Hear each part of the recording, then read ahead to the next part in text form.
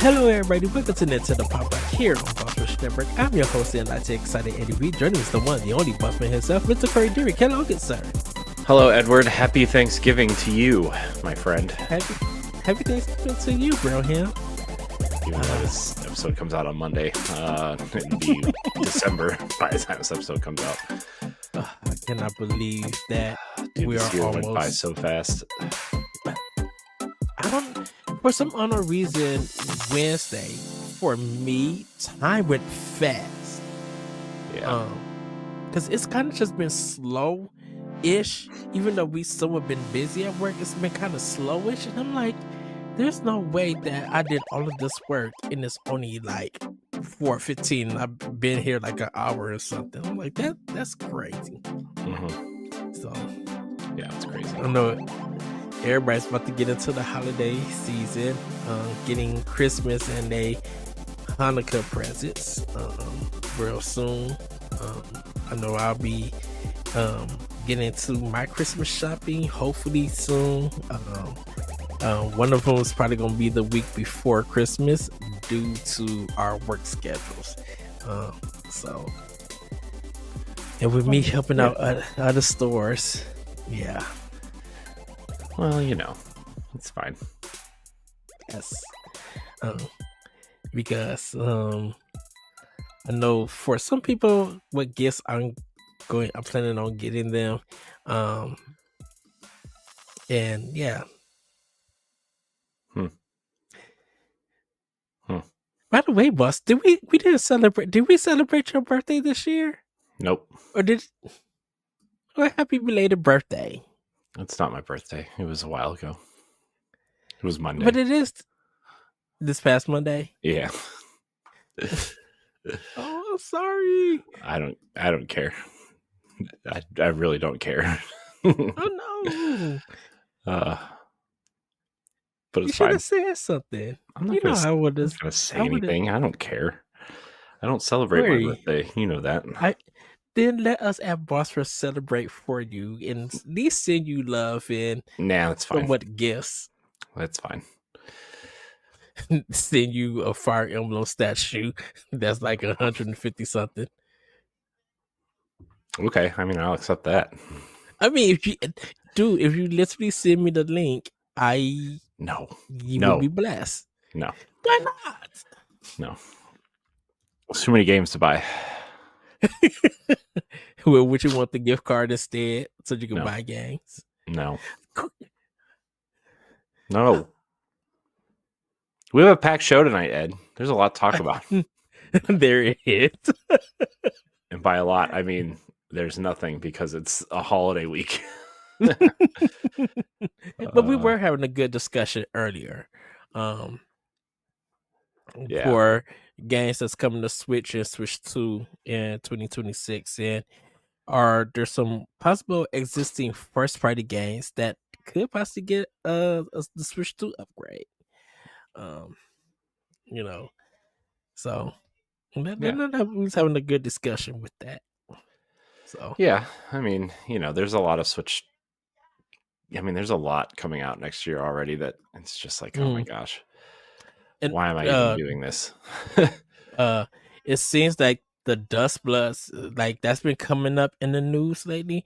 I guess a lot of people have been seeing previews of, I think, like a new look at it, and they said that it's in a way better state than it was in the past. So I think Bandai Namco, it's probably, I think it was a leak or something, but it seems that Bandai Namco is putting a lot of work making sure that this game is good to go to run on Switch 2. It's not Bandai Namco.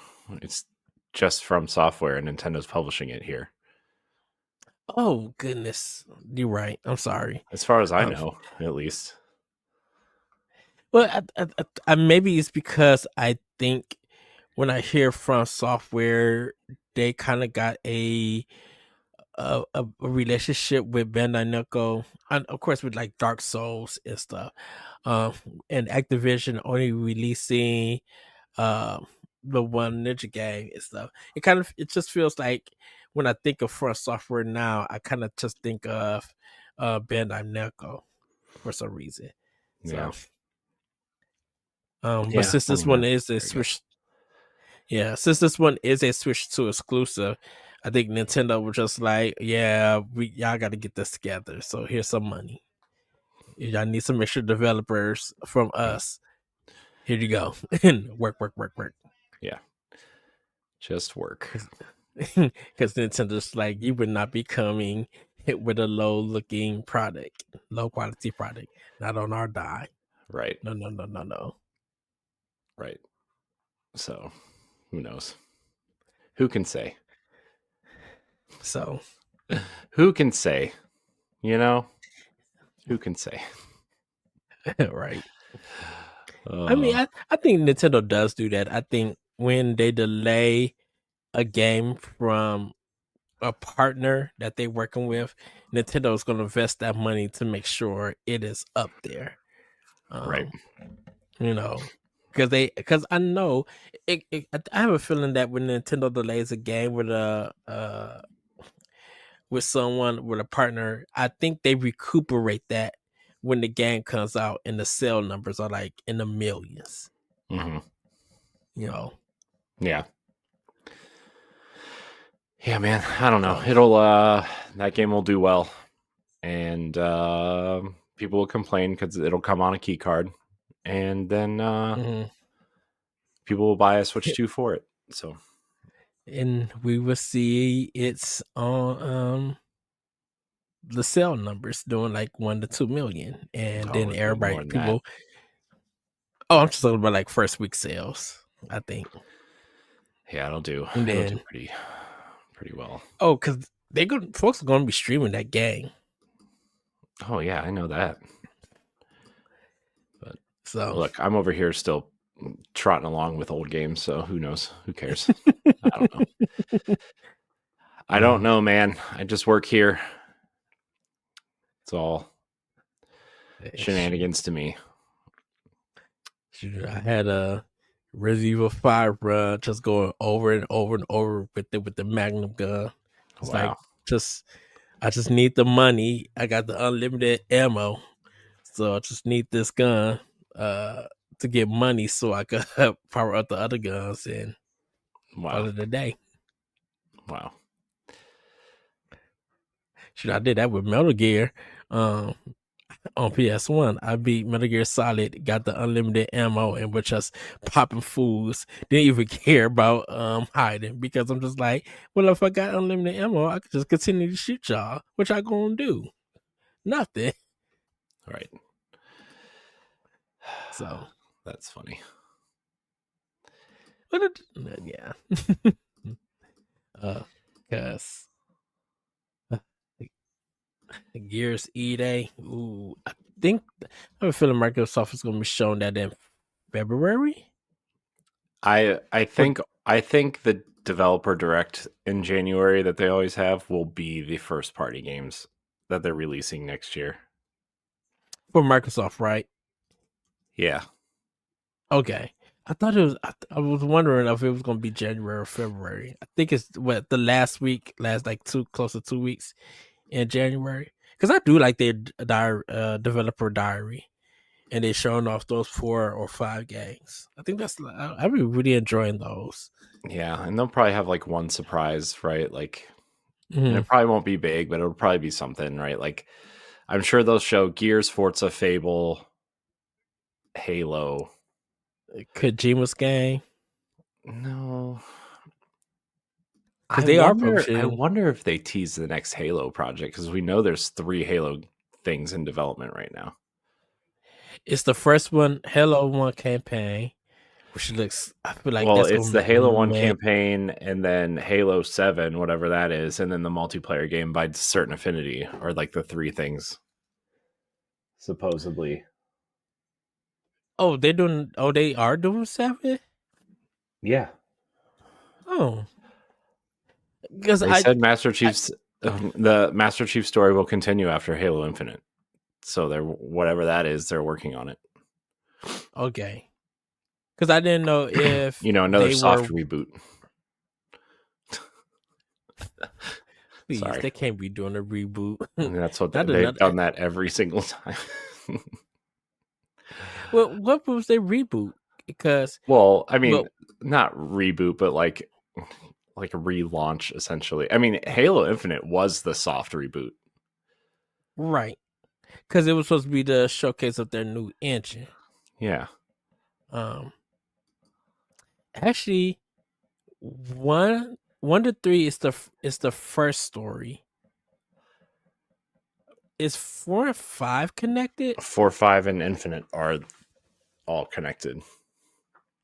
Well, 4, Okay. 5 Halo Wars 2 cuz Halo Infinite's technically a sequel to Halo Wars 2. But Okay. maybe like 12 people played it. So that's not to throw shade at them. It's just like really that game did not sell at all, but it was also on Game Pass, so whatever. Yeah. It's a great game. And so I'm assuming Halo. I wonder if Halo 7 is going. I need to finish Halo Infinite. Do you? I do because I wanna see how the game wraps up. Like if it On a like cliffhanger. gets. Shocking. So then they'll probably leave it to 7. Because I'm like, if they leave it on a cliffhanger and then do something completely different, I'll be like, what is this? Well, I mean, there's a reveal at the end that basically like cleans up the story from Halo 4 and 5 essentially, Okay. while you're fighting the enemy from Halo Wars 2. So Oh, okay. I don't know. It was fine. The story was fine. It was fun. Whatever. It's Halo. You're shooting Covenant and taking over bases and shooting bad guys and touching weird stuff and whatever. It's fine. Robot lady in love with you. She's in your head. Let's see how Fire Emblem. Well, Fire Emblem will Don't be a worry. new story. Metroid Prime 4 Beyond will just be Halo again. Look, if it's just like a Halo game, I will be just fine with that. I know people will not like that, but I don't care. I'm gonna love it anyway. I mean, I'm down for it. I think I love that's what the Metroid Prime 2 was essentially. Metroid Prime 2 was definitely way more shooter than action adventure, which is why I think people don't like it. Because of it's echoes, right? I think it's because of the dark and white world. Yeah. That's when Nintendo was doing that. Twilight Princess, Prime 2, and I think there was another game that did the dark and white world kind of stuff. I think it was 3 games. I don't remember, man.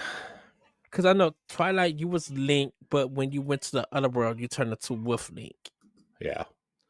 With Midna. Yeah. Donkey Konga. That was the game. I'm just kidding. That game was cool though. Then those bongos are cool.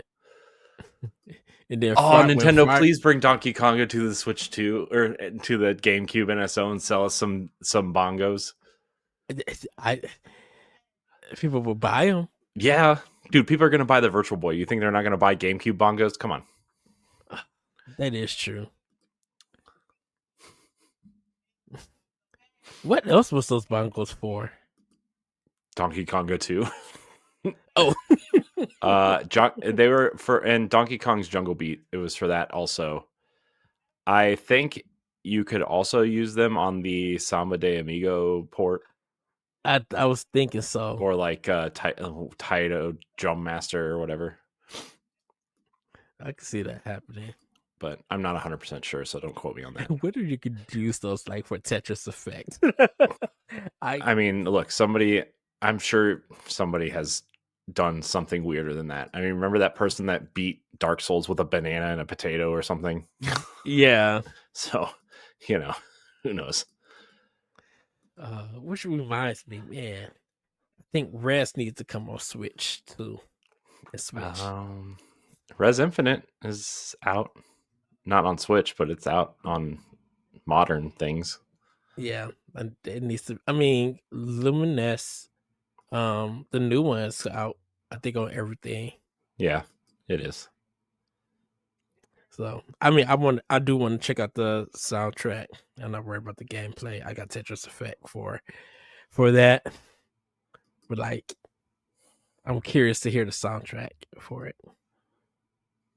So Yeah.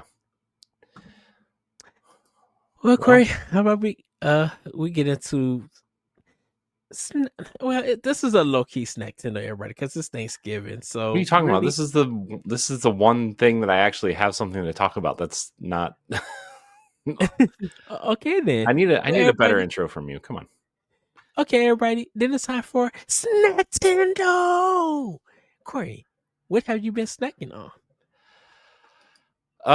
Let's see. I have been snacking on Thanksgiving food.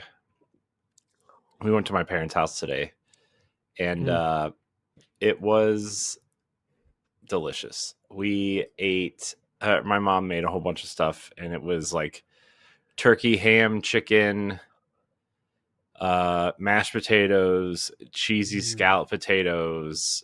Oh, I love those. 2 different types of stuffing. Hawaiian rolls with butter.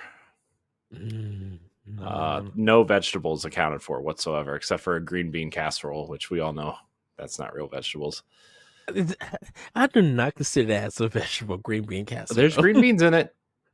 It's a vegetable. Still. It's like a taco salad of vegetables. So this I mean, that is true, but I'm just like the fried onions and the cream of mushroom soup. It's like, really? So that was delicious. And then we had cupcakes. My cousin came over and we celebrated our birthday together over there. So that was kind of, I mean, celebrate in quotes. We had cupcakes and my kids blew out the candles for us. So, but it had been a while since I had seen her. So it was my cousin who's been off and on really sick for the last couple years. Yeah. So it was nice to see her. She like slept almost the whole time though. She's like, I don't know. I mean, I know why, but it's just, Yeah. you know, Just seeing her in that state. yeah. I mean, she looks, you would never know, right? But like, right. She woke up. We got there at like 1:00, a little before 1, and she had just woken up and she went to bed at 11:00 the night before. She spent the night at my parents. And then she like played with the kids for a little bit, ate something really small, and then went back to sleep. Like she just is tired a lot. So, but it was fun. That's cool. But that's what else? What else was there? There's something else. I kind of forget though. No kind of pies or anything. Yeah, well, there was some sort of pie there, but I don't eat pie, so I'm not a pie person, Ed. Ooh. Have you no ever pie tried for like me. sweet potato? Have you ever tried like sweet potato pie or pumpkin pie or anything like that? Like I've just tried a pumpkin pie and apple pie, and that was enough for me. Oh, chocolate pie. That was enough for me. I'm not a pie person. I can't do the pie, man. I've tried. Sorry, everybody who was disappointed in me, but they'll get over it. It's fine. Yeah, normally in the black household we do like sweet potato pie. Yeah. For one of these, like it's kind of like the main dessert in a sense. I mean, there's like some cookies and like other things for people to have if they want it. Even some cake, like German chocolate cake, also is one that some people do for Thanksgiving. But like sweet potatoes, like kind of the main dessert. Yeah. Yeah. My great grandma used to make sweet potato pie. Oh. But my family's from, not me, but my family is from Tennessee, so like they have a lot of Southern instincts about food. Well, they did until they died. So, Oh. you know, but yeah, I mean, that's kind of it for now, at least. Okay. Why is there Um. twine on my desk? That's weird. My kids were playing over here at some point. Oh. Interesting. These children. Well, for me for Anyways. Thanksgiving, for Thanksgiving, I still have mom's cooked, so I gotta dive into that. And, she got her greens with the ham hog meat in it, the mac and cheese, the turkey necks, Turkey and necks? things like that. What? Yeah, yeah, What? yeah, turkey necks. Ew. Which she said it was hard to find. Well, yeah, I mean, they're necks. Well, yeah. Well, the thing about it is that, um, uh, it's normally used to not be popular in a lot of grocery stores, and this year, moms couldn't find it in any grocery store. But she found one. She called around. She found one of them. Told them to put it on hold. She got dressed, got out the house, and went to go get they nice and fat. I'm like, ooh, yeah. So, I'm Okay. waiting. I'm going to eat one. But I did go to a Friendsgiving, my first Friendsgiving, um, and we had turkey, which was like super good, very tender, um, very seasoned. I'm like, oh, yes. Mashed potatoes, green bean casserole. Um, they were desserts there, like cookies and stuff, but I had to get home due to the fact that uh, it was getting like really late and um, it was snowing in that area. So wanted to get on the highway before uh, if it snowed here, I would be like safe home. I wouldn't be on the highway, but it hasn't snowed or anything. So, Oh, it's snowing here today. It snowed a lot here today. yeah, I was in Indiana, so it snowed there, too. So I was just like, Snow, man. Snow is yeah, because crazy. we were. It said that we were supposed to get like 3 to 7 inches this week, in my area, but we haven't gotten nothing. Then it's supposed to rain Sunday, so I'm like, this is all E. happening before Monday, everybody. Before you guys see this, uh, so but I don't know because I know if it snows, I'm gonna have to leave to get to work early because there's always a lot of accidents that happen in my area, and because I'm at a different store where I work at, I don't know how their traffic is when it's snow, so I want to get there just in time, give me a parking spot, um and I could walk around the area and stuff, uh just to make sure that when I get there I'm safe, sound, and secured in a sense. Mm-hmm. um So, but yeah, just had a great Friendsgiving. Um, really good food, met a lot of great people, a lot of friends, and just catching up with them. And then came home and pretty much probably after this recording, I'm going to hit up some of my mom's food and chow down. Nice. And then fall into darkness. Yeah, I will. Uh, I might sneak a little bit more before I go to bed, but we'll see.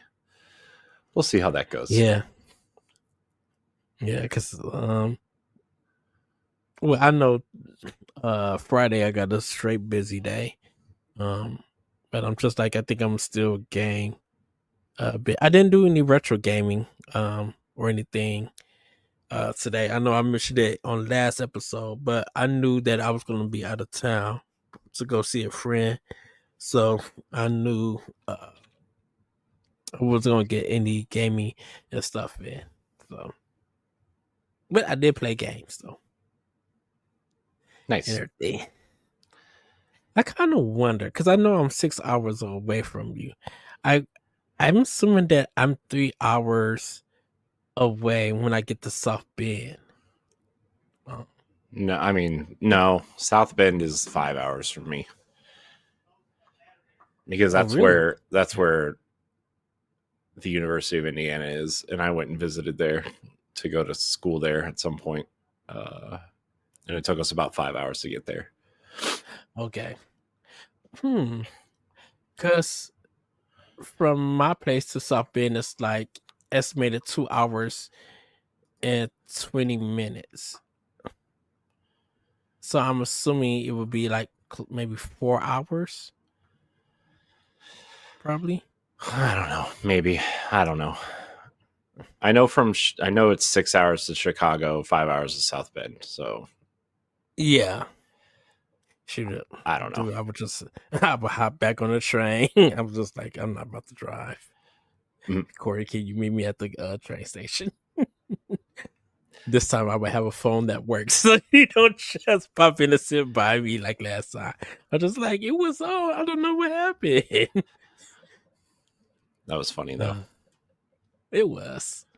But dude, I was so thrilled to see you for like the first time. And then was super thrilled again when I got to see you at PAX East. Yeah, that was fine. And then all the shenanigans. our shenanigans at PAX West. And we won't mention what, but it was funny. There was some. So hopefully this year will be good too. Or next year, whatever year it is. I don't know anymore. Yes, I'm still planning on just staying until Monday. They're flying out Monday and getting there Saturday. I mean, getting home like Tuesday, like in the morning. Yeah. Because I don't want to rush Sunday. I want to be like, get my last stuff in, get back to the hotel, and straight crash out and rest. Yeah. That would be nice. I assume we'll just room together. I don't know how people want to do things, but I assume we'll just room together again. So yes. Well, everybody, that's pretty much us with Snacktendo. Lame. I know as we get into December, like the holiday spirit and the holiday feasting, we'll definitely be able to talk about more food. I'm still on a quest to try new things in my area. A quest, so he says. Super excited. Yeah, there's a lot of restaurants that's around here that I just haven't tried, and I'm finally got the chance to go and try them. So I'm super excited. It was just funny. A quest.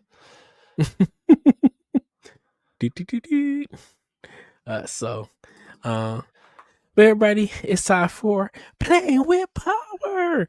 I don't know what's going on with my voice. Yeah, what's wrong with you Playing today? with Power. I don't know. I really don't know. Corey, where have you been playing with Power? Jeez. So I've been playing Hyrule Warriors still. I don't know how far I am, man, because like I feel like I'm in like the final kind of stretch, but also I've been doing all the side stuff. I'm like 20 hours in now. I just fought the second Archfiend, which I think there's 4 of them, and then Ganon. Yeah. So I don't know, man. Plus the other like evil construct or whatever, like I still have to fight that, I assume, at some point. But it's just it's really fun. I really like the story they're telling. I'm really into it, and it really makes me want to go back and pay more attention to Tears of the Kingdom. Honestly, uh, I don't know. I would like to play these games again in the context of this story specifically. So, And I'm assuming the Switch 2 version that you picked up, um I'm assuming that it wouldn't carry over your save with it, I wonder. what from the other games? Yeah, Yeah, it does. It carries because over of your the up it carries over your because saves. of the update. Oh, Yeah, like if you can use the same save from Switch 1 to Switch 2 oh, okay. versions of the game. So, I thought you would just like do a brand new one I mean, without carrying nothing over. I still might, but they offer a second save slot on Switch 2 versions, so Mm. uh, that's probably what I would do. Yeah, because there's still a lot of stuff I need to search. The Tears of the Kingdom that I still need to find. Yeah, I don't know. I don't want to say I bounced off Tears of the Kingdom because I put 80 something hours into it, but I just like once I beat it, I was ready to move on. Where in Breath of Hmm. the Wild, I wanted to go find everything and search everything, you know? You did all the correct stuff, and so Yeah. I'm just like, that's impressive. Yeah. So like that's kind of where I'm at with Right. that. But like I don't know what it was, but like I'm in the mood for it again. But I don't want to continue where I'm at. I want to start over. But I'm afraid if I play Nothing wrong Breath of with the that. Wild, I'll get tired of Tears of the Kingdom. So I don't know if I should just start with Tears of the Kingdom I would or say go with Breath because I think you've been itching more to do Breath than I you know, have with but this Tears. Hyrule Warriors story is a Tears of the Kingdom story and like makes me want to I don't know. See how they two fit together in a Yeah. sense. Yeah. 'Cause I think that's why I was just like, I'm assuming that with Tears and with Age of Imprisonment, like you play it up to where Zelda's falling, then stop the game, put in Hyrule, do Oh, you mean that. the first like 5 minutes of the game? Yeah, and then get it to Tears God, and stuff. what an awful way to play. This is like some Star Wars machete watching type stuff. Because I'm assuming that you of course you would have to play both games at the same time. And I'm assuming it gets to a point where when you finish Age of Imprisonment, you get to that point in Tears, and then you can finish the game in Yeah, I mean, Tears. I know exactly where I mean, depending on how this ends, which I assume I already know the ending of Hyrule Warriors Mhm. because of the specific cutscene in uh, Tears of the Kingdom and the way Tears of the Kingdom ends. I Yeah, don't want to spoil it for anybody who hasn't played it, but like, I mean, I can definitely tell you that that's where it ends. So I don't know. I don't know. This is just I mean, it's a time travel story, right? So like, yes. Well, it's it's it's the I want to say yes and no in a sense because it's time travel, I mean, as the Hyrule Warriors setting. is time travel, so I don't know what you mean. Well, well, the reason I say yes and no that the setting is time travel, but I'm just like both stories are just going on at the same time, even though it's a different time period. Yes, that I agree. But while Link is on his adventure, Zelda's on her adventure. She's trying to get it to back to the present with Link Hmm. and everything. Yeah. Um, so I think that's where the no part kind of comes from. Is because of it's only one character going back. Um, I mean, I guess, so but it's still uh, very good. I'm very happy to keep playing this game for a while. I I mean, I know like a couple weeks ago I said I was like in this weird mood with games this like right Mm-hmm. now, and this was definitely the game that I needed at this point. Yes. Um, it definitely like yeah, it's definitely I needed it. So Yeah, it's a to me it's a game you could just literally turn your brain off and just mow down. Like it's a good feeling mowing them down and switching to different characters, mm-hmm, um, and using like their specials and attacks and stuff. It's a dopamine kind of feeling that it feels good mm-hmm. in a sense. Yeah.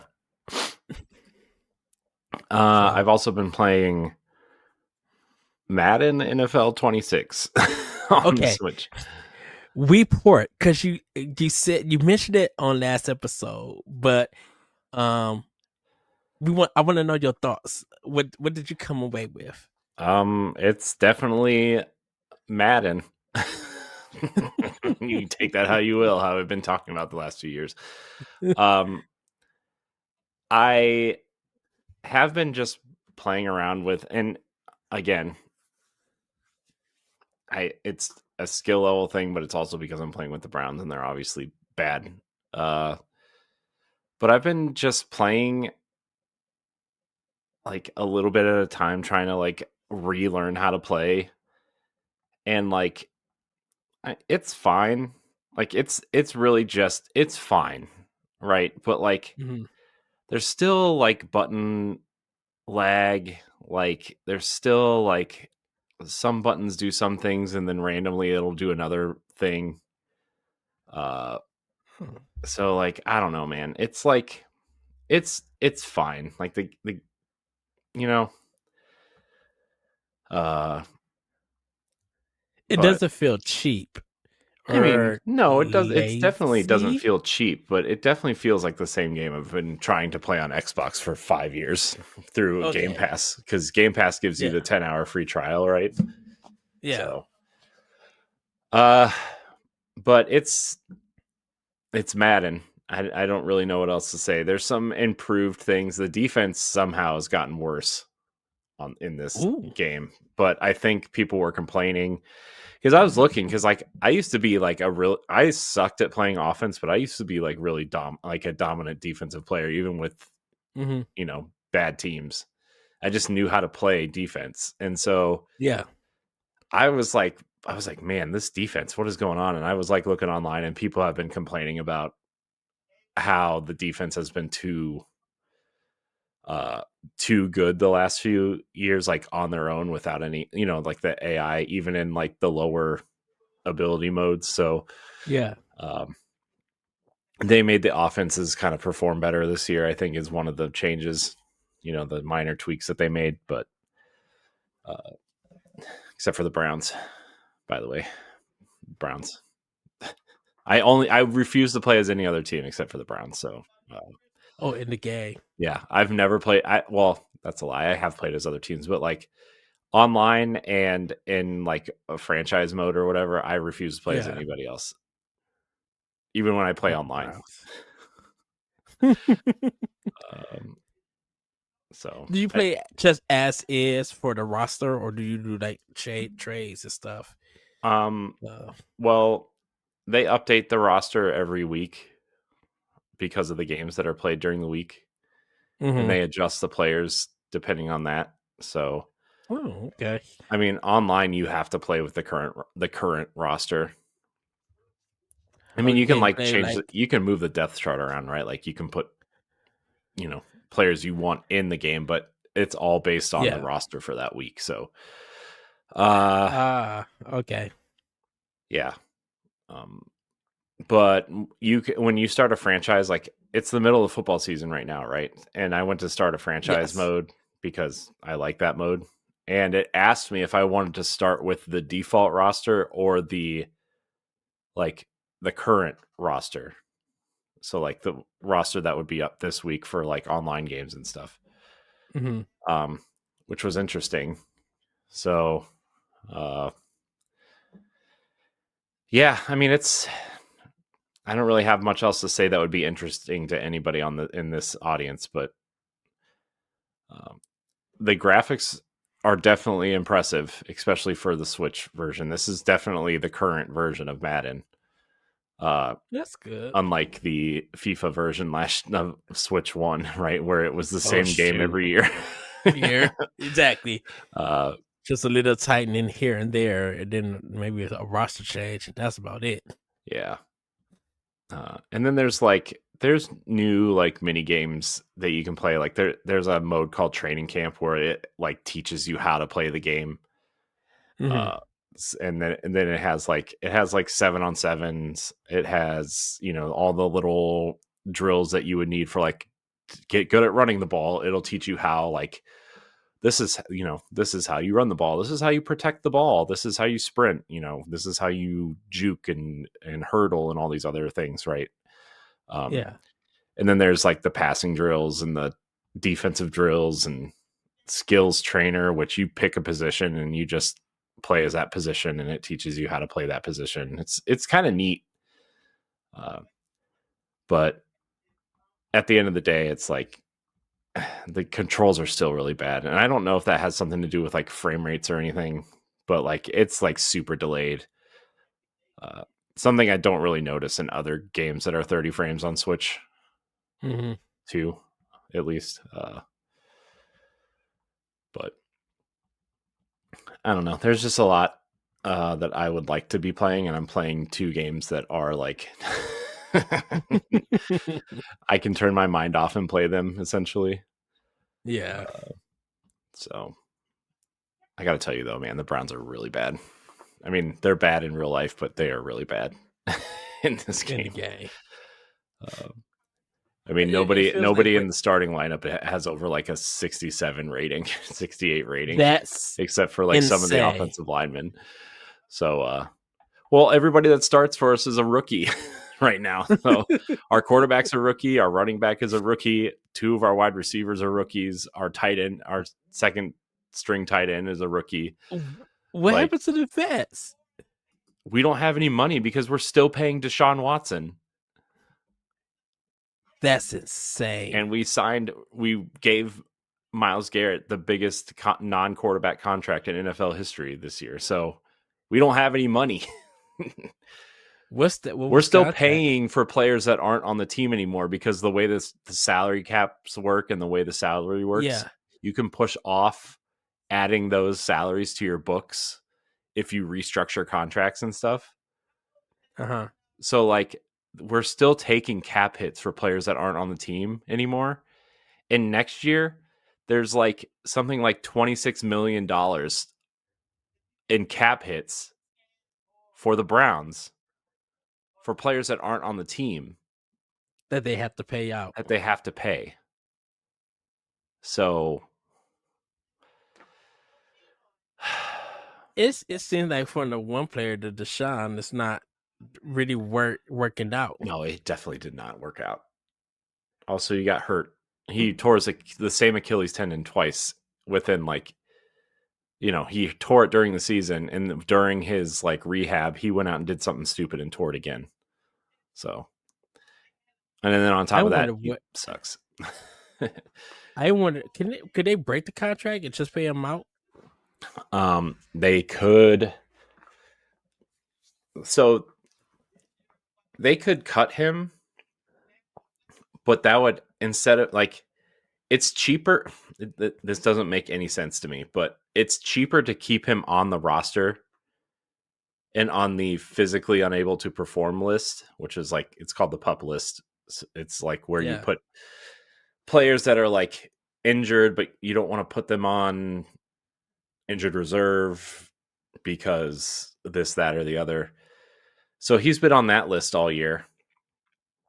But like, it's cheaper to keep him on the roster because if we cut him, we have to pay him his salary plus like an extra like $7 million in cap hit because that was his roster bonus for the year. But that's just one whole payout. And then after that payout, he doesn't get nothing else. Right. He doesn't, but it still counts against our salary cap hit. So like it's cheaper to keep him because we have $7 million to play like a role player, like a backup running back and like a tight end or some defensive players or whatever. Because I wonder how long his contract was. Like he played for the team. 5 years, $232 million guaranteed over 7 years or over 5 years. And then they've restructured it like several times, like the conditions and stuff, but like he still gets all that money regardless. And I feel like he ain't played a lick of a game or one. He's played less than this is his 4th year on the team. Out of the 4 years he's been here, he's played. There's 17 games in a season. He's played 15 games for us since he's been here. Total.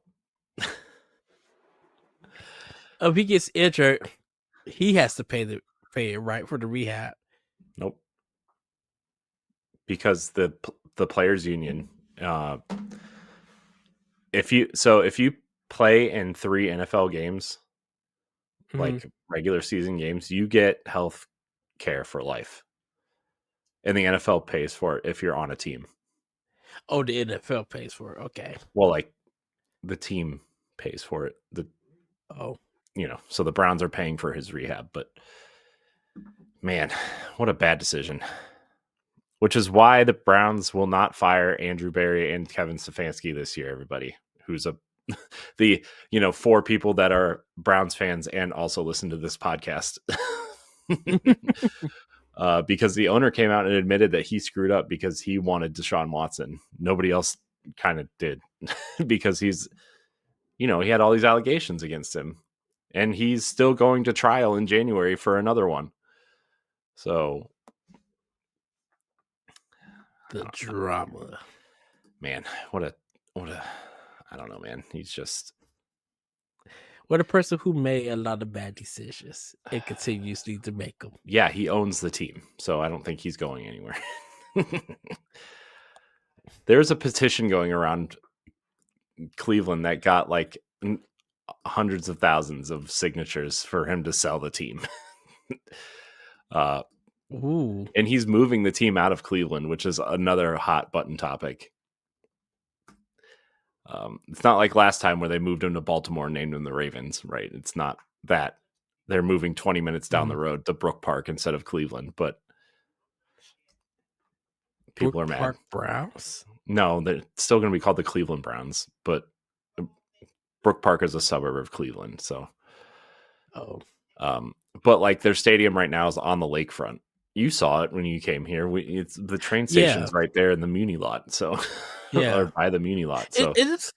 I will say it looks like a very big stadium. It looked really nice from what I've seen. I'm like, oh, this is kind of cool. It is. I mean, it's still relatively new. I mean, it's only 25 years old, 26 years old. Bad. They built it in 1999. And they really kept it in good. They really kept it in good condition. I mean, some of the really, really nice. I mean, some of the like the locker rooms and like the, there's some things that are like not up to par with today's NFL standards, but like, I mean, investing in making that new over the summer would be like, cheaper than building a whole new stadium, a $2.1 billion stadium and surrounding practice facilities and shopping area, which is what they're doing. Oh, we'll have to talk about that then. We have to at another date, at another time, another date. If that's all you've been playing, Corey, for me, everybody, I've been playing. I don't think so. I don't. I mean, I've been playing games with my kids, but that's normal. Yeah. For me, I've been playing Age of Imprisonment, Hyrule Warriors, making my way through that. Been playing Octopath Traveler. Been playing Clear Obscure Expedition 33. Be making my way through that. I'm trying my best to get to Act 1 so I can see what it's all about. He's not trying very hard, guys. Act 1 is like 4 hours long. He's not trying hard at all. I'm grinding, everybody. I'm trying to get like, yes, I am. No, you're not. Don't lie. Yes, I am. When it comes to RPGs, I grind a lot. I put 2 to 3 hours in just grinding. If you say so. Because my thing is, I'm trying to get like, I try to do like every 5 levels for each character before I go into a dungeon or a boss and stuff, and try to make my money so I can have the best equipment. So that's what I'm doing. Started up Assassin's Creed Shadows on Xbox. Really nice game. I'm excited to play it more on Switch 2 this week, because I'm going to pick it up for Switch 2. I just only played the black character. I just That's racist. Just played him. Well, it starts you off playing the black character. I know, and then they'll switch you to. I'm just being mean, dumb. Yeah. So, and then I started up Mind's Eye, so I'm playing a little bit of that. Ooh. I wish the controller was a little bit smoother, but it's not bad. I'm excited to play more so I can finish the game and stuff. And give my thoughts about that game. So that's pretty much what I've been playing. Dragon Quest 1 and 2 HD is being installed in my Switch 2 at this moment. So it's going to probably by the next day or sometime overnight, it'll be ready to play. So I'm excited for that. There are some more Xbox games and Switch games that I got to install also and do updates for. So that'll come later. But that's pretty much all that I am playing with Power with. So yeah. Of course, we got some games coming to Pack Watch that we'll talk about that I plan on getting. But Corey, how about to Family News? Take it away. I will as soon as I find where I put the dock. I think I closed it on accident. Whoops. Oh no. Sorry, I have like 12 windows open. All right, well, let's get into Family News. Here we go. Oh my gosh, why is this window so small? Nintendo is acquiring Bandai Namco Studios Singapore, creating a new subsidiary, Nintendo Studios Singapore. Nintendo has announced it will acquire an 80% stake in Bandai Namco Studios Singapore on April 1st.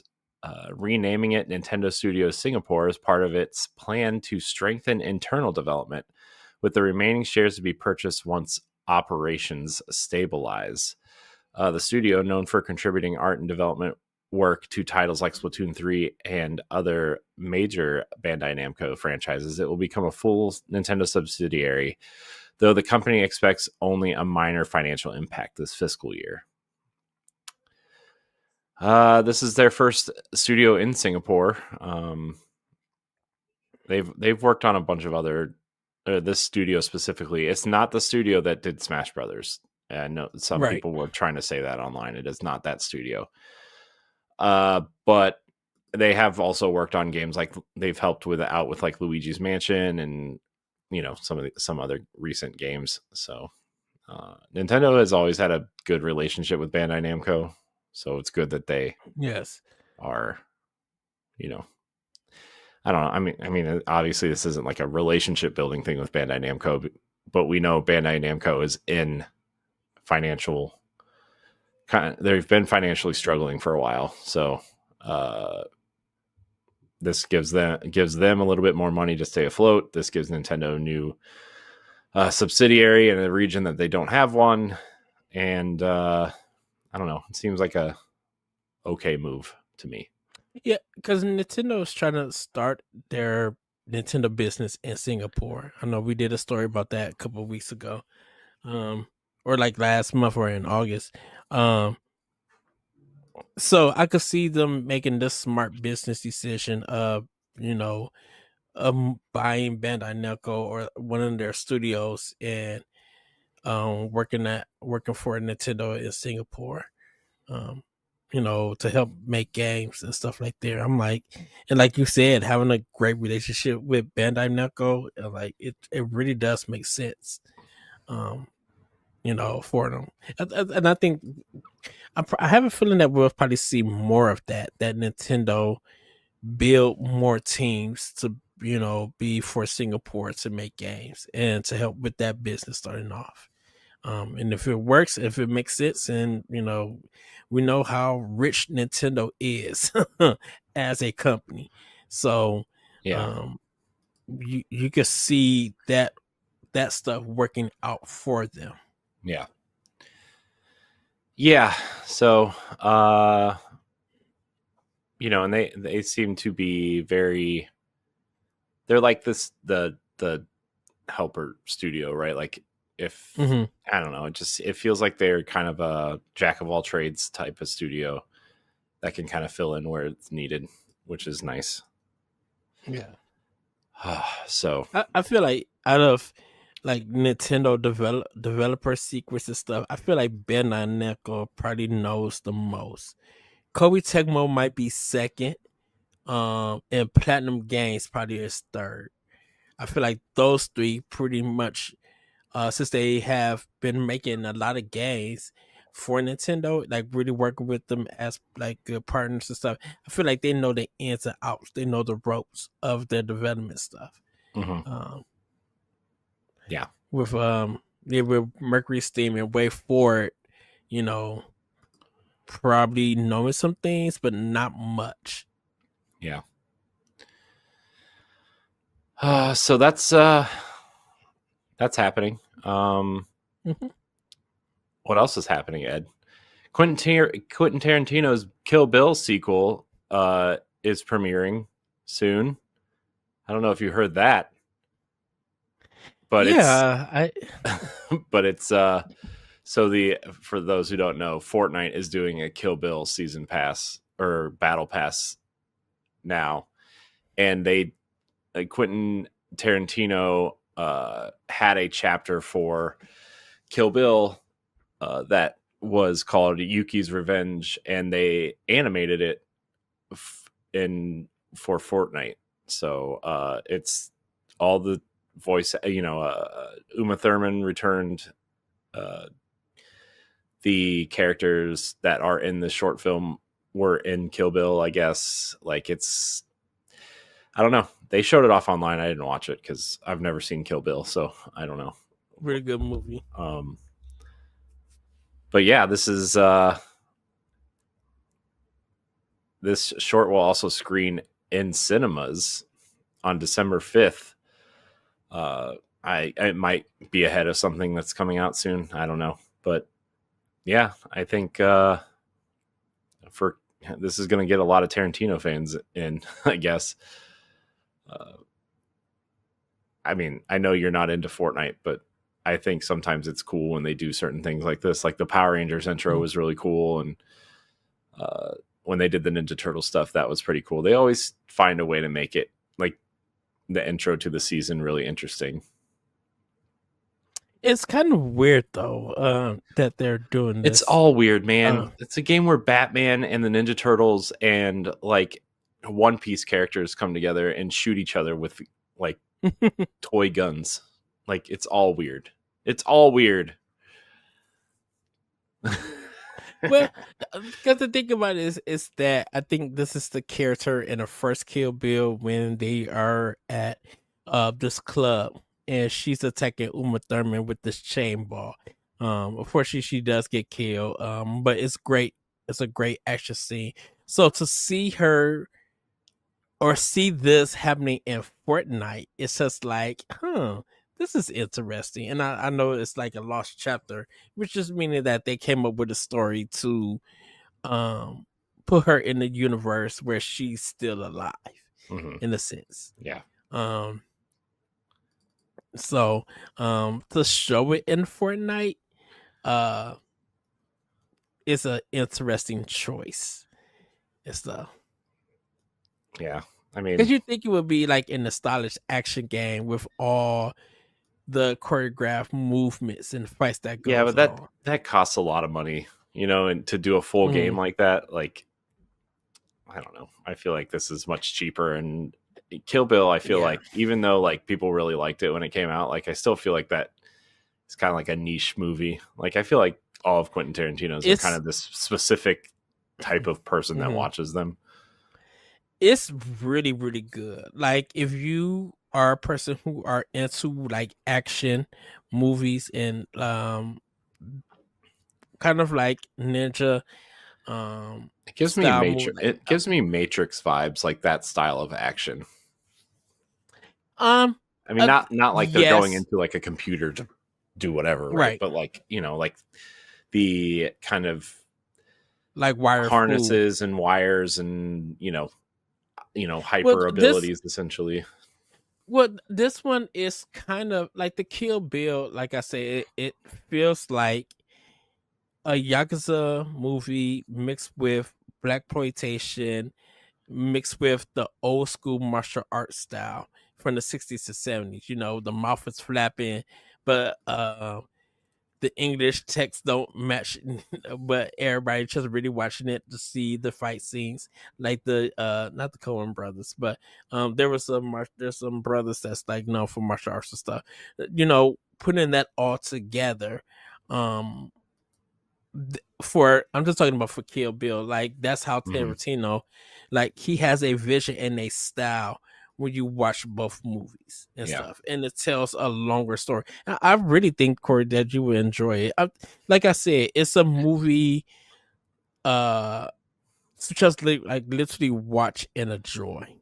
Um, and stuff. Like if you just want to have like pure action and a little bit of laughs and stuff here and there, just see cool stuff happening. Kill Bill 1 and 2 is really good. I've been say I feel like 1 is better than 2, but I like both of them and everything. And maybe it's because it's like that style of movie making and uh that presentation I definitely enjoy. Definitely with the music, the shots and stuff, and Hmm. Vivica A. Fox and Uma Thurman going at it. Just like it's funny, but it's also like one of the best kind of martial arts intros to a movie. It's the so it it it it exceeds your expectations. But that's if you watch movies like that before and just be like, okay, that was really cool how they did that. And I love Vivica A. Fox. Oh, love her. Yeah, I don't know. We'll see. Maybe I'll get to it one day. Maybe not. I'm not gonna lie, I probably won't. But You won't. But like if it's like on Netflix or anything, if you just like I said, if you ever decided or you get the chance, just watch it and stuff because I recommend it's a really really good movie. yeah, we'll see. I believe you that it's good. I just I don't know. I see it and I see like things in action for it, and it's just like Hmm. I don't know if I'm into this. It doesn't seem like something I would enjoy, but it's also like very violent and a lot of blood, and I don't do well with that either. At least the stuff that I've Um. seen. There's like a scene in like a Chinese restaurant or something where it's like Oh, Kill very Bill. violent. Yeah. Yeah, that's the point where you meet the girl, but it's like the 50 assassins that come out. It is bloody, but there are some shots that it's just like it does the shadow trick where there's a screen that's blue, and then you see the shadows of the characters just like having their fight against Uma Thurman. Mm. So you don't really see that much blood spurting out and everything. It's really really cool. Um, so that's if you decide that you want to watch it. Yeah. Like I said, we'll see. We'll see what happens. Maybe, maybe not. Who knows? Uh all right, Ed. The last story we have here is Yes. Digital Foundry uh Oh boy. did their review on Tomb Raider Definitive Edition on Switch and Switch 2. They highlighted major visual downgrades from the other versions of the game. Digital Foundry's tech analysis of Tomb Raider Definitive Edition on Switch 2 praises its consistent 60 FPS and 1080p resolution with upgraded textures and foliage, but criticizes significant visual compromises, including reduced shadow density, simpler geometry, missing tress effects, hair effects, and dialed down cutscenes that leave it trailing behind the PS4 release and in some areas even the original PS3 version. While the Switch 1 edition runs at 30 FPS with modest resolution drops, but still maintains a surprisingly solid visual presentation. The hair effects thing kind of weird, but also like I've noticed cutscenes on the Switch 1 and 2, especially in third-party games, are like literal movies, essentially like movie files that they plug in instead of like even in-engine stuff. Like the big one that stood out to me was Wolfenstein 2. Yes. Like the opening cutscene on Xbox and PlayStation is like an in-engine cutscene, right? But obviously with the visual downgrades for Switch 1, they had to, what they did was they, like the file you download, you have to download a file for that game to play it. But that file, most of it, if not all of it, contains video files to run the cutscenes. So, yeah, I mean that's a seems to be a thing on Switch. And most of the cutscenes in Wolfenstein 2, the that one, it's like it's really well. I was gonna say it's first person point of view, but that's kind of like in game ones. There are the other ones where you see him like walking around with the coat and everything, or his head cut off and stuff like that. That's the movie part of the game, the cinematics, and stuff. So that I can see that being a movie file, because in reality, it feels like a movie file on Xbox and PlayStation. Yeah. So that's, I don't know. We both played a little bit of it at least, right? And like, to me, it looks fine. I played it in handheld mode. I did throw it on the TV. It is like I noticed the visual downgrades, but I thought like maybe, oh, well, I played Shadow of the Tomb Raider and that looks amazing on Xbox because it has an Xbox Series X version. And that game looked amazing. That version. Yes. Even with the performance mode instead of the quality mode or whatever.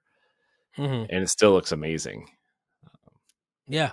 So, and I feel like this definitive edition, even when I played it on Xbox One and played it on Series X, I feel like, well, it looks like the original version when it came out in 2013. I mean, there is some upgrades, but I'm like, they didn't do much. And when you see a game that's mostly brown, green, white, and stuff like that, that's like they all blend together. So why would you want to have that really high def? Like, if you really want to like see the power of the Switch 2 and use the Tomb Raider games, you're gonna have to do Shadow of the Tomb Raider. Because Shadow of the Tomb Raider got so much color and pop to a lot of those areas. That could show what the Switch 2 could do. I would have said Rise of Tomb Raider, but Rise of the Tomb Raider, like that first area when you're in the snow and stuff, it doesn't show as much until you get a little bit on later on in the game. But that's like almost 30 to 40% of the game that's almost done. Like you really won't be able to see the visuals until you get like into like I think one of the catacombs and stuff. Yeah. So I don't know. It's fine. Like I'm just glad that they're putting these games here. And it's $20. Yeah, it's $20. Like that's a great deal because it comes with all the DLC and all that kind of stuff too. Yeah, a lot of people not care for the visuals. They're like, it's a cheap, fun game. Yes. Yeah, I mean, I don't know. People just like to hate things, and I get like this is just Digital Foundry's job, their little job. They didn't say it was bad or good. They were just talking about the tech part of it, right? So Right. I'm not saying Digital Foundry said it was bad or anything, but like I think to the general player, right, this is fine. Like this version will be fine to the 95% of the people that play this game, right, on Switch 2. Yeah. Like it's a great game.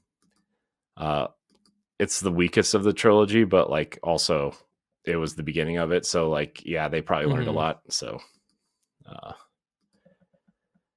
yeah. And it was a new design for Lara Croft.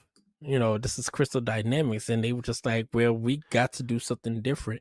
If we don't, that might be this could have been the end of Tomb Raider if it didn't do Well, if we didn't get the it's sold. claim. Well, you know, Square Enix was expecting it to sell 10 million units in the first like That 3 months or nonsense. whatever. It sold below expectations for the fiscal quarter, Ed. It only sold like 3.5 million copies instead of 10 or 9 million, whatever they wanted from it, right? So Square Enix did the same thing to Sleeping Dogs too. dude, they did the same thing to Final Fantasy 16. And that came out on one console. At the like, you know, 2 years in, where the console had like 30 million units out. You know. And then they shadow drop it on Xbox with no advertisement and wonder why it didn't sell well. Aside from the fact that it came out on Xbox 3 years later at full price, but we'll talk about that later. When you can get it for PS5 right now at Best Buy for $14.99 on disc if you're a physical collector. That is true. I'm just saying. I'm really salty against Xbox right now. it literally feels so weird with Square Enix during the PS3, PS4 era of them selling games and how much they should, you know, really have sell compared to seeing during the Switch 1 years era.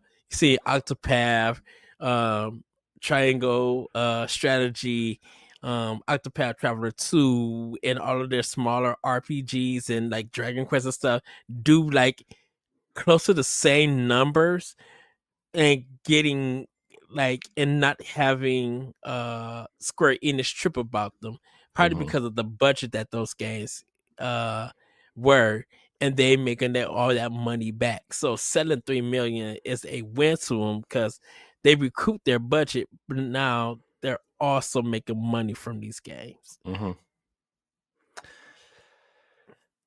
Yep.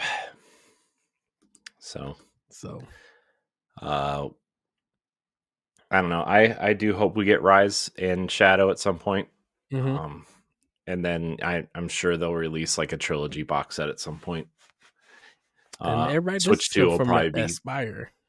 Switch 2 will probably be game key cards, so prepare for that conversation. I will then be having a game key card of it because I will want all of those games. Yeah. So speaking of game key cards, side tangent. Obviously, there's a lot of Black Friday deals this week. Star Wars Outlaws physically on Switch was $29.99 on Amazon. Yeah. And even though it's a game key card, I still bought it. I was like, I just want to have it on my shelf. I thought you bought the digital version. Yeah, because I was like, when I bought it digitally, it was on sale, but also like I was of the mind of like, well, if I'm gonna have a physical collection, I don't want game key cards in my physical collection. But then I'm like, you know, we had several conversations, and then I'm just like, who cares, man? Like, look, if the internet goes out and Ubisoft goes out of business, or like Nintendo goes out of business, and these servers are no longer up for these stores, then there's a bigger problem in the world than just, you know, like China launched, or you know, North Korea launched 87 nukes or something and blew up the world, and like, you know, we're all living in bomb shelters now. So, but. That's a very scary. I don't know why I'm laughing. That's a very scary visual. A lot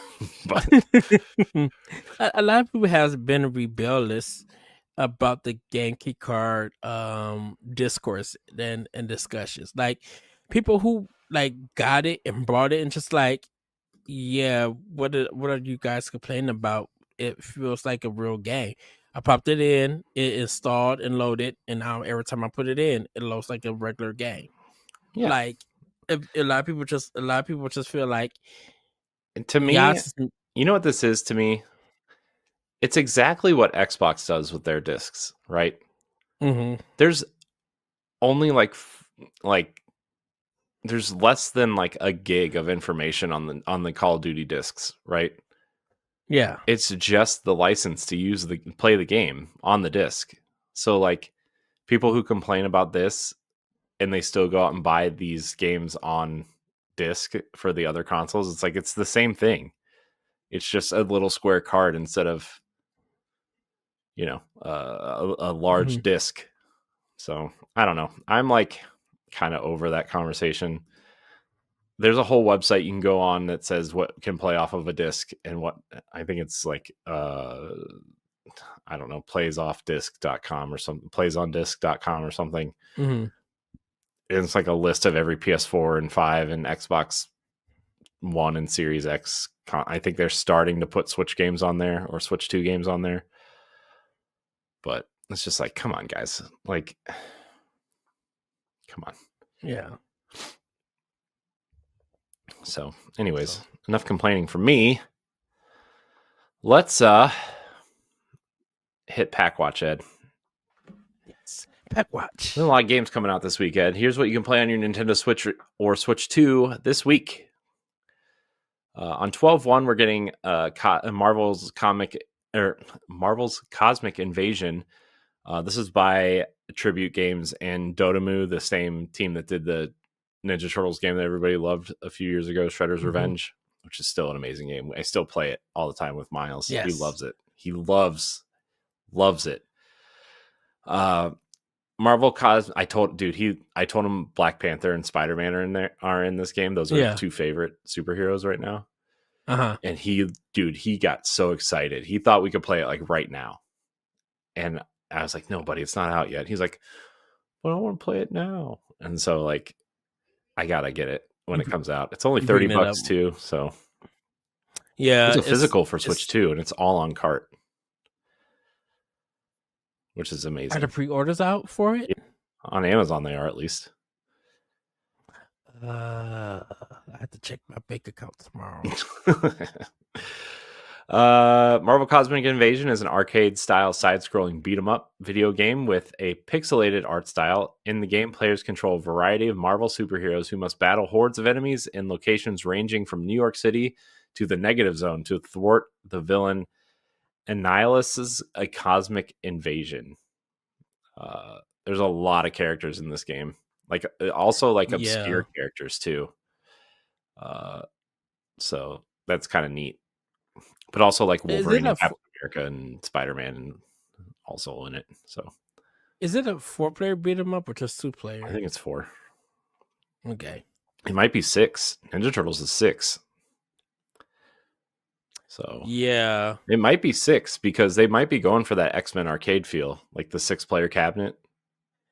It would make sense to do it that way if they could fit that many characters on it. Yeah, but I don't have that many friends, so it doesn't matter to me. That's why I had kids. I don't have any friends to play games with, so I made making them play them. Oh man. So also on 12/1, Amazing Maze.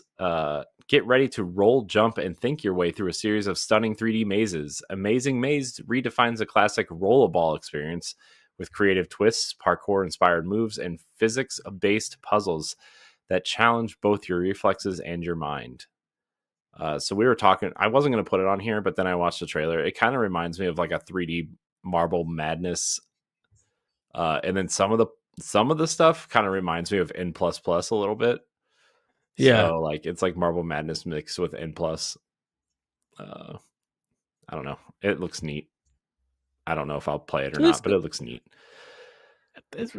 Yeah, I'll wait for reviews or see how it looks in video and see what a sell side tangent. You know what we need a physical version of? Which one? Hook. Yes. That game was so good, man. Oh, it's still good. Dude, it's still so good. Oh. I need to upload it on my Switch too, because I need to finish some of the puzzles. Mm. On 12/2, we're getting Assassin's Creed Shadows. Assassin's Creed Shadows is an action-adventure game set in feudal Japan during the tumultuous Sengoku period. Players can switch between two distinct characters, a samurai named Yasuke and shinobi assassin named Naoe. The game features an open-world environment with unique playstyles for each protagonist, dynamic weather, and seasonal changes, and focus on stealth and combat gameplay. I'm excited to play that. I will probably wait to get it because I'm getting Metroid Prime 4 and Marvel Cosmic Invasion, and if I spent more money on games in 1 week, I will be punished. And not in the fun way. Oh man. Also on 12/2, Samogo Legacy Collection. From cute arcade novelties to innovative text-based thrillers and acclaimed fourth wall breaking stories, Samogo Legacy Collection is an eclectic celebration of Samogo's past, featuring faithful renditions of 7 games released on mobile platforms between 2010 and 2015. The games are listed on the Nintendo Store, but they didn't have descriptions, so I didn't put them here. On 12/3, we're getting Viewfinder, which was a great game on PlayStation a couple years, 2 years ago, I think, at this point. Yeah. 2 years. Yeah. Viewfinder is a first-person puzzle game where players use an instant camera to reshape the world and solve puzzles by placing photographs onto the environment to alter reality. It features a unique mind-bending mechanic where pictures, paintings, and screenshots can be brought to life as part of the 3D world, creating new paths, bridges, or other solutions to progress through the game. Players explore the world and its mysteries while using their camera to solve a variety of intricate puzzles. You know what this game reminds me of? It reminds me of like if The Witness and Rhyme had a baby, is what this game reminds me of. Yes. Like visually, yes. kind of so like good. Solving puzzles and all. I don't know. Rhyme is a game I wish got more love, and I wish the Switch version was better than it was when it released. Yeah, and since they're out of business, like we'll never get the upgrade. Which is crazy, right? Because they released. What did they do recently? Tequila Works. What was their last game? Oh, they did Guilt. That game Guilt for Google Stadia. Yeah. Which is what put them out of business, because obviously Stadia didn't come out, and then they released the game with like little notice on other platforms, and then nobody bought it because everybody assumed it was a Google Stadia thing. By the way, did you see that Google Stadia extended their controller Bluetooth connection to like middle of next year? No, man. So I thought about getting a Stadia controller just to have one because it looked like a nice controller, like. But what could you use to play like Steam games? Yeah, you can use it on PC. You can use it. I don't know. You can probably use it on mobile. If you have any mobile games you want to play. Yes. It just looked like a nice controller, and I thought about getting one, but then I was like, yeah, it's a waste of money. They were down to like $24.99 at one point, though, because I think Google's just trying to get rid of them. Yeah. Anyways, $9.99, you'll get rid of them. All right. On 12/4, we're getting a plethora of games on 12/4, including Metroid Prime 4 Beyond. Samus Aran is stranded on an alien planet, Viewtros, after a clash with rival bounty hunter Silex. To escape, she must explore the planet's diverse environments, battle creatures, and utilize new psychic abilities to manipulate energy and solve puzzles. She can also traverse the land on a technology-advanced bike called Viola. Pretty excited for this. I watched the trailer again, and that jungle level area that she's in. I downloaded the Master Chief Collection just to see how close it was to Halo 4, and I jumped into that level. Dude, it's totally Halo 4. Look, by the way, side tangent, Halo 4, it's a great game. It really is, yes. Man, I know people didn't like to hate on it because it was 343 and not Bungie at the time, but like that is an incredible video game. Especially like when they up-resed it, right? It runs at 4K 120 now on I Series need to X. play it. I need to play the 4K version I of think the last Series time I X. played it was when you, me, and Jesse played through it together. Yeah, it was, but I did. I don't know. They didn't up-res it just yet. I No, think it because was it because was it still was on still Xbox little. One, I think. We were still playing on Okay, Xbox One, but because I didn't know if they had did it also for the One X. mhm. But I'm just guessing with the Series X one they up-resed it. So yeah, I need to go back in because that game is super fun, dude. Yeah, I like with the new campaign Evolved coming out, I kind of want to go back and replay all the Halo game, like the campaigns at least. So my plan is, um, I do want to because I need to play one again so I could beat it. I never got to beat one because of um Hmm. that last level. Um, I to actually tell you the truth, Halo 4 was the first Halo game that I beat, and 5 is the second one. So the trilogy I never beaten before. Mm. Um, Hey, because yeah, Halo 3 is very good. I love Halo 3 a lot. yeah, I'm thinking because I think I own the collection digitally, so I think I'm gonna download the collection and go through them. Hmm. Because I haven't even beat Halo Reach, um, or anything. I started Reach, but I didn't beat it, and I want to beat that one. Yeah, I never beat Halo Reach either. I'm still my progress on the 360 version is still right where I left it in 2010. So Oh wow. it's the third level where you play. It's like the sniping level, Hmm. uh, but there's a reason why I didn't beat it in 2010. So, um, but we can talk about that another time. No, not today. Uh, oh my gosh, this shirt's so cool. Sorry, I was scrolling through. Uh, I have Wario 64 on notification. There's a shirt. There's a Hmm. Dante's Pizza uh, a Oh, T-shirt for Devil May for Cry. Devil May Cry, and it looks really cool. Uh, sorry, I got distracted. All right. Also on 12.4, Octopath Traveler Zero, this HD 2D role playing Yes. game where you create a custom protagonist to seek revenge and rebuild your hometown after its destruction. The game introduces new features like character creation and town building while retaining familiar elements like the HD 2D art style and the strategic break and boost combat system. It is a Hmm. reimagining uh, of the champions of the continent, but with a new overarching story and removal of gotcha mechanics.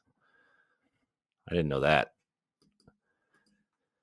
Yeah, I think it's I didn't know if this was a mobile game first. I thought it was a new game. Because I think this one is supposed to take place before the first game takes place. Yeah, Um, I don't know. I didn't know. I don't know. It's just the description they had for it, so that's what I did. Uh, Also on 12.4, we get Nightmare the Lunatic. Nightmare the Lunatic is a pairing action roguelite platformer game about escaping a nightmare. I'm out. Constantly swap between three weapons, use special attacks, and avoid and parry enemy attacks. Strengthen yourself by collecting powerful and unique totems. Uh, Whoops, I did not mean to do that. And then the last game on 12.4, Nicktoons and the Dice of Destiny. Embark on a fantastical quest with your favorite Nicktoons characters, reimagined as an epic action RPG. Uh, Reimagined as epic action RPG heroes. Nicktoons and the Dice of Destiny is a vibrant, universe-spanning mashup that brings iconic Nickelodeon heroes into a world of fantasy-style tropes and real-time RPG action. Get ready to roll the dice and dive into a wild, action-packed adventure with SpongeBob, Katara, Leonardo, and others as they swing spatulas, bend water, slice katanas, and more.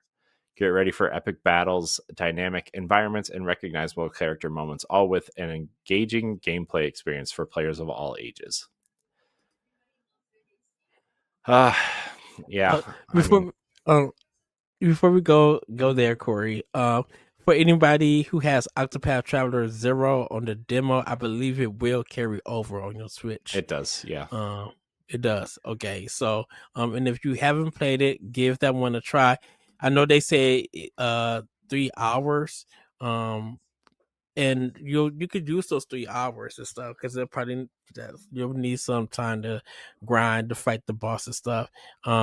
It's really worth the time to play the demo to get a feel of it and understand how the building mechanics and stuff work. Yeah. So, all right, let's get into the updates this week. Nintendo has released a small 21.0.1 system update for both Switch 2 and Switch, fixing transfer errors, resolving some wireless controller Bluetooth connection issues, and improved overall system stability. That's great because my wireless controllers come undone all the time. Especially when I move docks, because I have a dock over here by my monitor. Mm-hmm. Theoretically to record stuff that I never do. But yeah, it comes on, and then like you have to like plug it in to read, sync it with it's just a whole thing. Nintendo latest. I had to update what? I updated my Switch too, but I need to do it for my regular Switch. Nintendo's latest Switch 2 firmware update not only adds general improvements, but also finally fixes compatibility issues with mini games like Nier Automata, upgrading its status from unsupported to supported on the new hardware. Somebody, I think it was Nintendo Life that did a video on this as well. It runs at a solid 1080p 30 now, instead of like 720p. I think it ran on Switch 1. Yeah. So that's good. Plants vs. Zombies Replanted has seen major post-launch improvements over the first month, with PopCap delivering fixes, accessibility options, restored features, offline play save, and achievement repairs, and a new harder mode to address its rocky launch. Hollow Knight Silksong's newest update, version 1.0.28891, that's a lot. Sounds like the next Nier title. Is now right live on all platforms, adding a fan-made simplified Chinese translation, new visual options, improved controller support, and a wide range of bug fixes. Pokemon Legends EA's new version 1.0.3 update fixes an issue preventing some players from receiving their Season 2 Megastone reward, allowing affected users to claim it after updating. Hyrule Warriors Age of Imprisonment's new version 1.0.2 adds fresh quests. Oh no, more quests. Come on.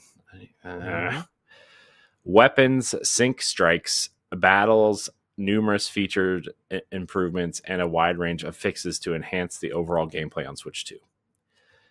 I was just getting through all the battles that were already there. And they're just like, we'll give you free DLC. Dude, every time I finish one mission, there's like 12 new ones that pop up, and that pops up. And then like the little like side areas that you have to like give supplies to, like there's like 15 of those, and I'm like, oh my gosh. And then on sometimes of the side missions, you finish that, and then 4 more side missions pop up from that side mission. You be like, yeah, especially when you liberate a territory, right? Like you liberate a territory, and then like 5 things pop up in that territory, and then surrounding territories get new things, and it's like, oh my gosh, come on. And the bad thing about it, Corey, for me, I go right to it, so I can finish that territory. And then you get the ones that says you must complete this within the next 4 battles, and I'm like, oh my gosh, I got to do this now, because if I don't, I'll forget about it. Right.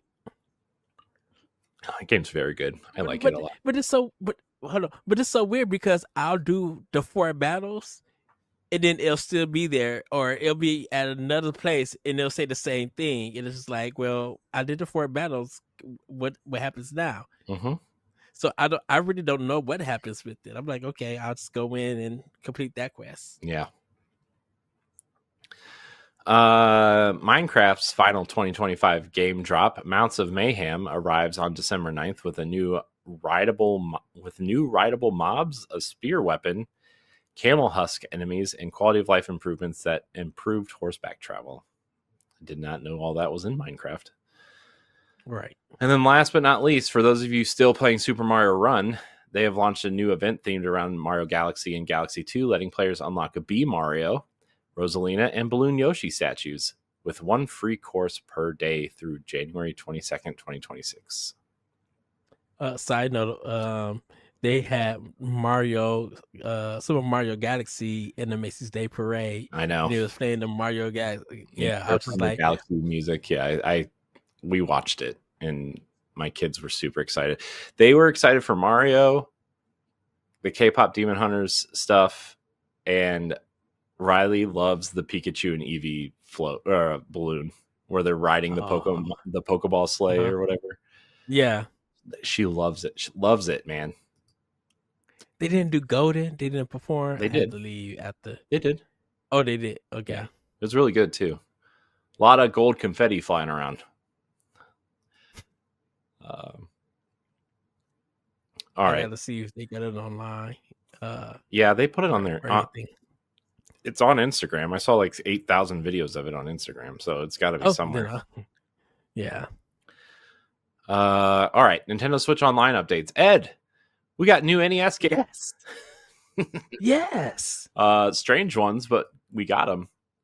Battletoads, the original NES version, and Ninja Gaiden 2, the Dark Sword of Chaos, which was the game that I owned on NES when I was little. And I had you get the little shadow ninjas that follow you. That was fun. Yeah. But they flickered, so you never knew if you really had them or not. It was so hard, man. That snow level with the Eagles. Yeah. You thought you thought Ninja Gaiden 1 was annoying with them birds. Play this one. It was but something. Be glad because you got the rewind feature, and so you can make up your mistakes. Yeah. And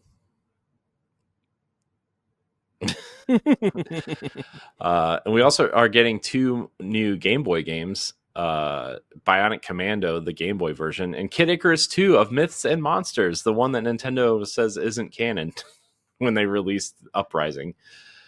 But it's like, come on. Another game that I didn't know that was a game on the Game Boy. You didn't know? I thought they only made one Kid Icarus. That surprises me. I feel like when Kid Icarus Uprising came out, this was like a huge story that Nintendo didn't acknowledge that the Game Boy version existed.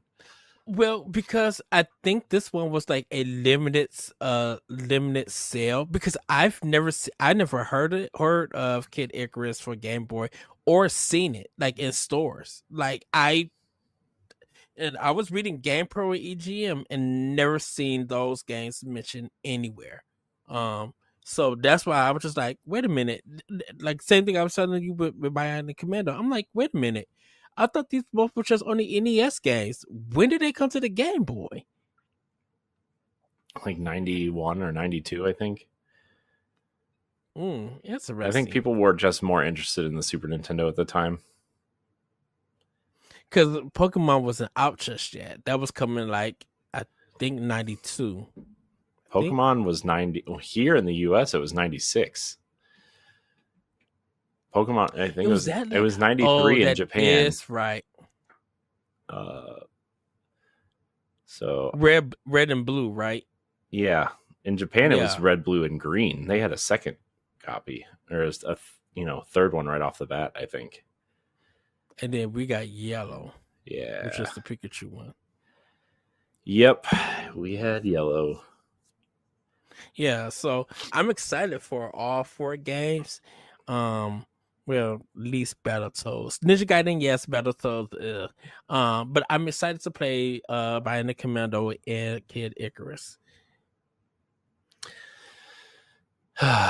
Yeah, I wonder how Bionic Commando is going to work on that.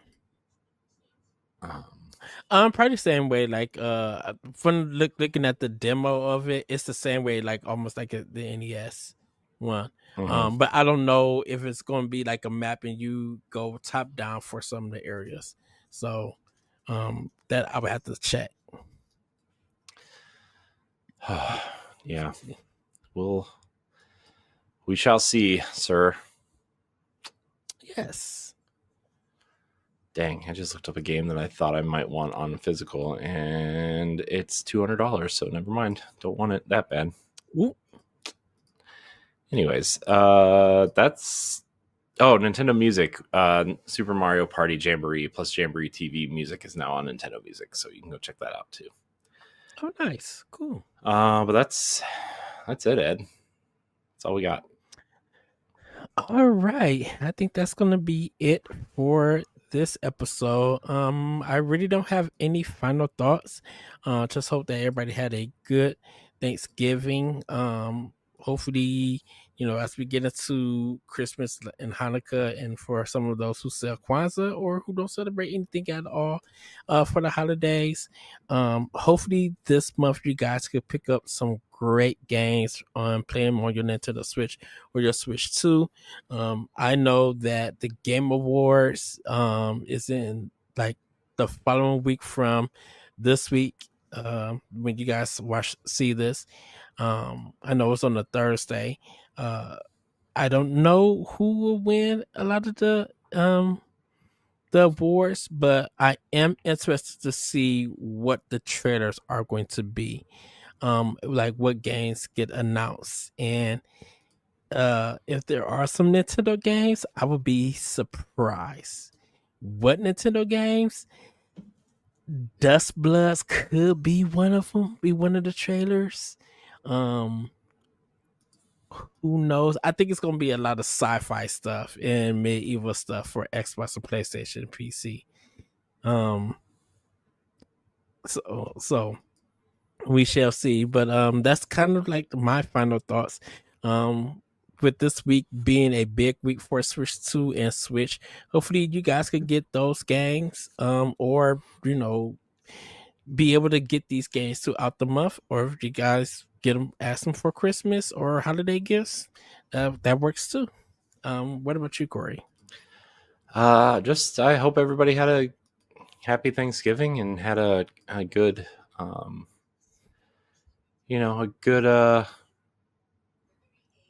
good weekend, and let's end the year strong. I guess there's a lot of games still to come. Let's get excited for our game of the year discussions and everything, and yeah, it's kind of it from me. And hopefully you guys had a safe Black Friday if you were able to go out shopping, and not just online, but actually to the stores, because you know how that goes. We'll see what happens online, the fights and craziness, if there happen to be some. Yeah, we'll see. Dude, I'm so glad those days are over with. Yeah. Well, everybody, thank you for watching and or listening to this episode of Nintendo Pow Block.